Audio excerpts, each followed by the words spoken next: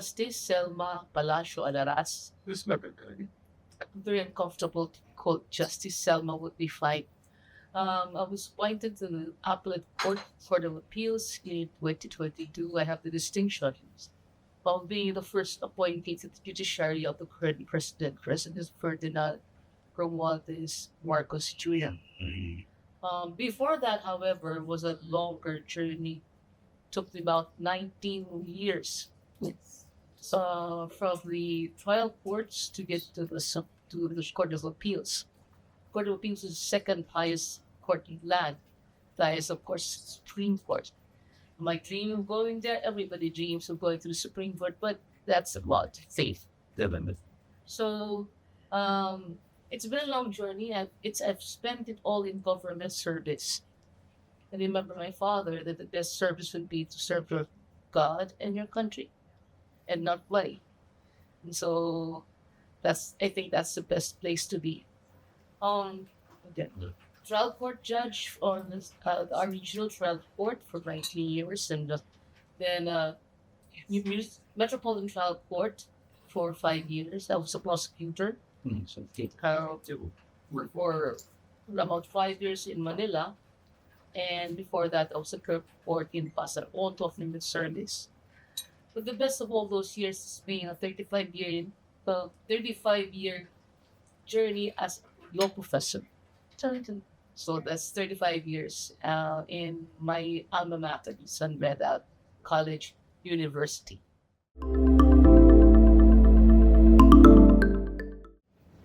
Well, I have to admit that when I was appointed as a judge, I looked quite young. So they probably thought I didn't know anything, but being a professor, you probably know something.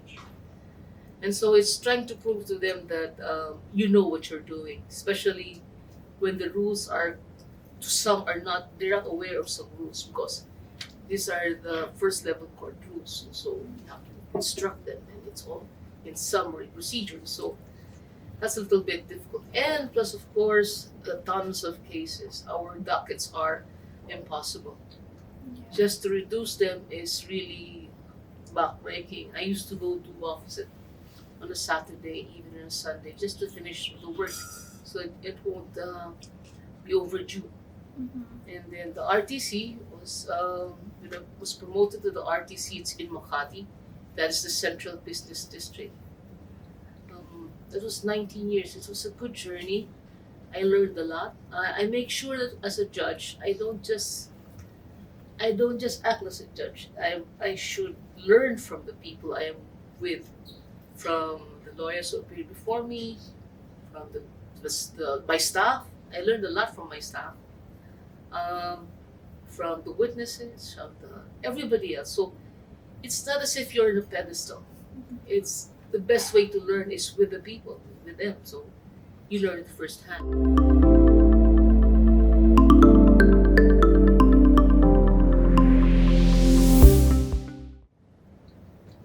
Probably before, but now I have to say that being a female judge or a jurist or magistrate, that was never a hindrance to me. I come from a family of 4 girls. My mom was the eldest, and you could see how much of the Amazon blood was in our veins. We were brought up to be independent, to be leaders, and so we brought it up in everything that we did. All my sisters are all professionals and still working, and I believe that the idea is to find an opportunity and take advantage of it. If you will look at these obstacles as merely obstacles and not challenges to improve, then of course you will not improve. These are challenges brought to you for you to prevail over and to accomplish. And I believe women right now are quite empowered.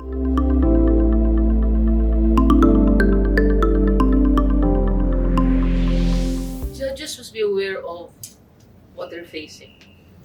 We should not be stereotyping people, putting biases.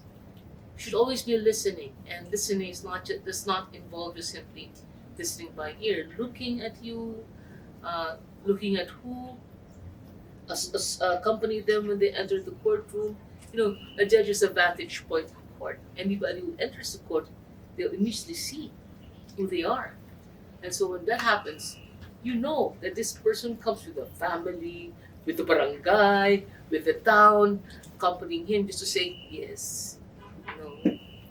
So the support system, and you'd see how they dress, how they speak. So you try to understand how you would communicate. The idea in a courtroom setting is to encourage the witness to speak out the truth. And if you don't do that, you won't get the truth. So you have to make them comfortable, which is very difficult in a courtroom setting. But you have to try to tell them that you're a friend, explain, and then try to guide the questions. Of course, the lawyers cannot ask leading questions, but the judge can clarify the questions when it stops at being leading. And so eventually the witness will calm down and be able to tell the truth. Being an advocate of alternative dispute resolution, you always encourage them to speak out and try to see if there are other ways by which we could resolve disputes instead of just sitting in a courtroom and fighting it out with each other respectfully.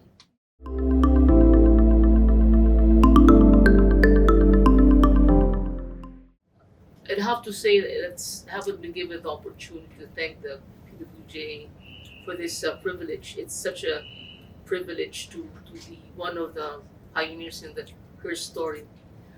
It's a opportunity for us to tell the people, or to tell co-judges or magistrates that we're not just this almighty daily judges in robes with the scale and the sword. We're also people.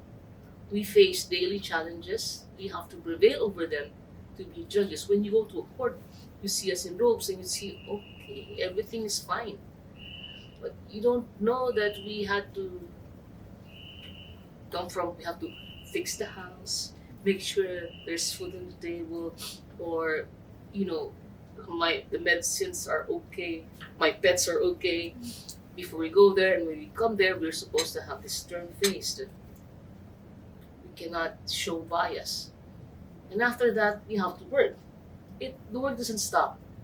The work of a judge, even if it stops office hours, it's in our minds until the case is finished. Even if the case is finished, we try to remember. We try to think: did I give the right decision? Did I consider every evidence necessary? Can I live with this? Can I sleep on it? And if I can, then I thank God that I was led to the right way. So it's a good day.